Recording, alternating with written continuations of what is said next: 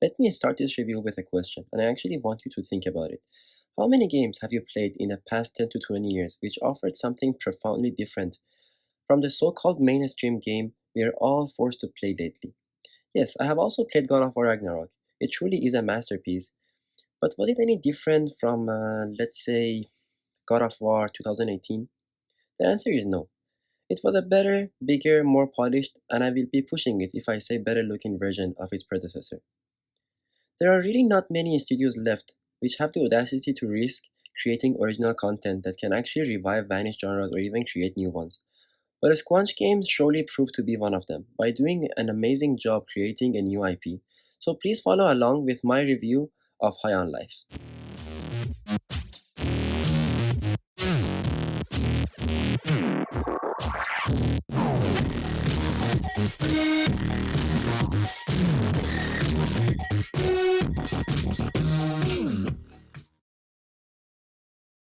The bread and butter of High on Life is its writing, and by writing, I don't mean the overall story or its narrative. Don't play this expecting some Naughty Dog storytelling stuff. Why? Because you'll be disappointed. By writing, I mean the amazingly well written dialogue, voice acted by the likes of Justin Roiland from the beloved Rick and Morty. Your guns each have loads of dialogue, giving them character and personality, and most of these dialogues are actually funny. Even though High on Life is a first person shooter single player game, but you shouldn't jump into this hoping for amazing shooting mechanisms or even breathtaking story, or the most memorable soundtrack, or even groundbreaking next gen graphics, or performance. Oh boy, performance. We'll get into that later, anyways. This is what you play High on Life for. Politicians, everybody likes my delicious alien cum. I've had every type of weirdo coming up here saying, I like 600 gallons of your absolute highest quality alien cum. And I say, does it matter which aliens the cum come from? And they say, no, sir, it truly does not. I just want some alien cum. No further details needed. So, what's it gonna be? You want some alien cum or not?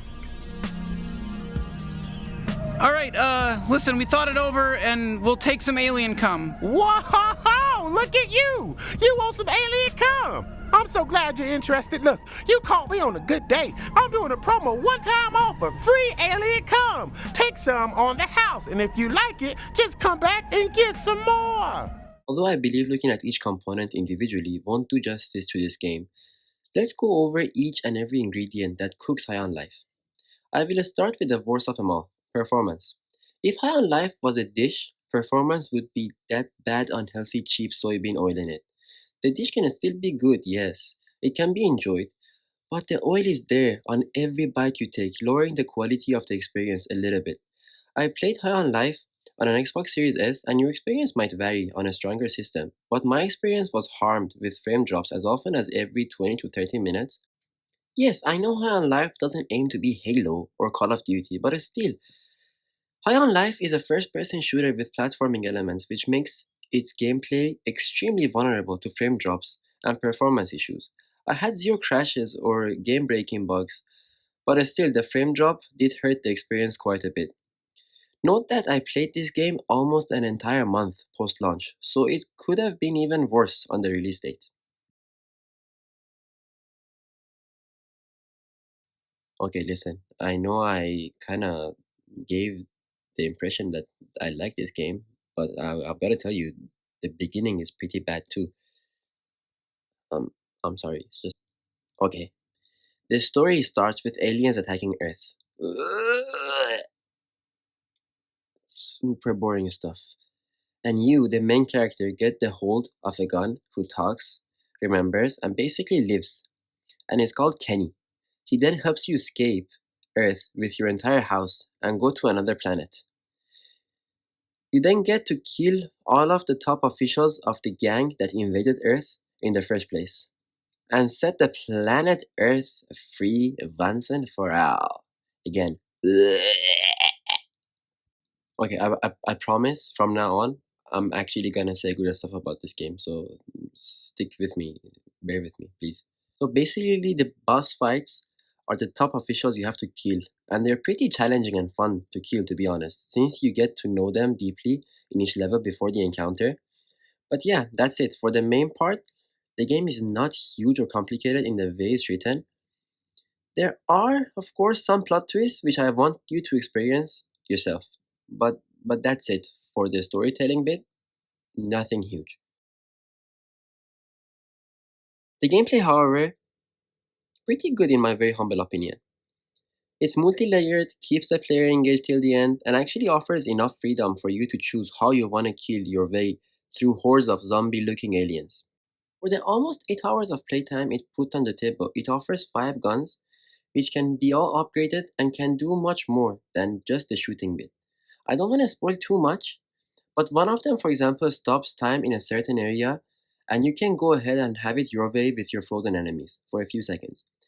Each gun does something special like the one I just mentioned, as well as being unique in the way it shoots.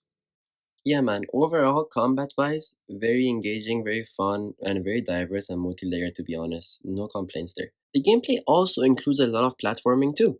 The game keeps the traversal element fresh by constantly introducing new powers and new ways to explore the rather empty open world looking levels. The gameplay gets even more fun when you mix everything up. Grapple to that wall and freeze your enemies from above and finish them off with your shotgun and hover over to the next bunch with your jetpack. Combining what the game has to offer can create some amazingly cool moments. And remember, once again, I'm not comparing this to anything else. Don't jump into this expecting a Spider-Man level traversal or God of War combat, but the game is very fun in its own right.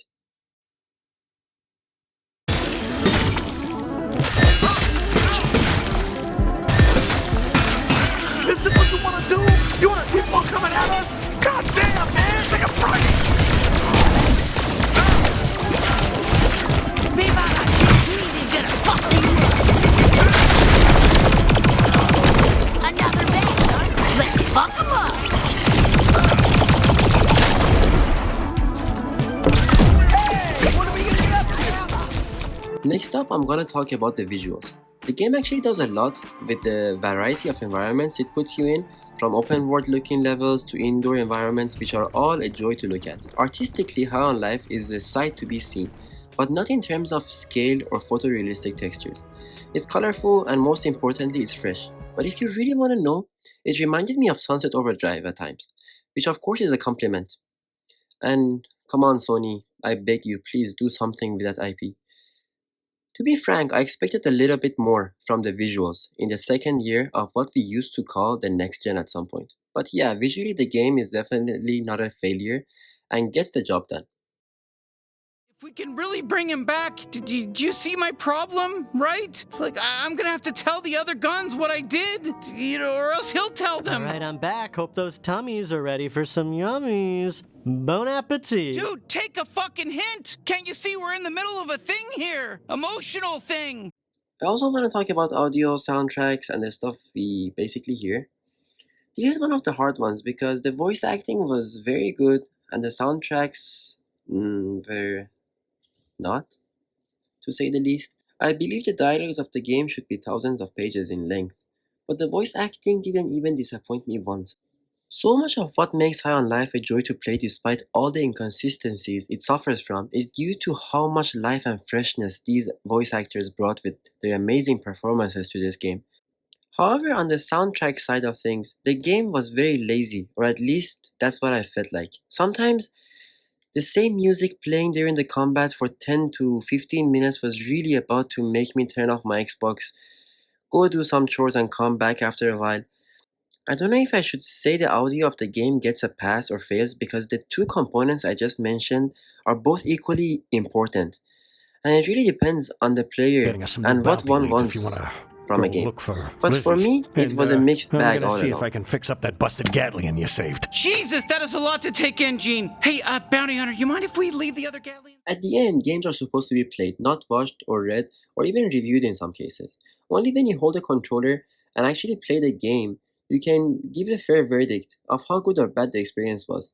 And I'm here to tell you, my experience with this game was very pleasant. I enjoyed almost every second of my playthrough with High on Life, and I recommend it to anyone who has about 8 hours of free time and a thing for comedy. Even non-gamers can absolutely play and enjoy this game. If you take this game apart and look at each of its ingredients separately, it's likely you will say this game is below average and might not even deserve my time and money. But remember, If you eat the ingredients of a soup separately, you'll probably puke. But if you give it enough time on the stove, you can enjoy those same ingredients much more. And in this case, the soup turned out to be something I hadn't eaten in a very long time.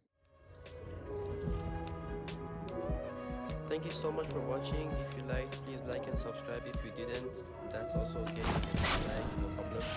And more importantly, please let me know how to improve my next video in the comments.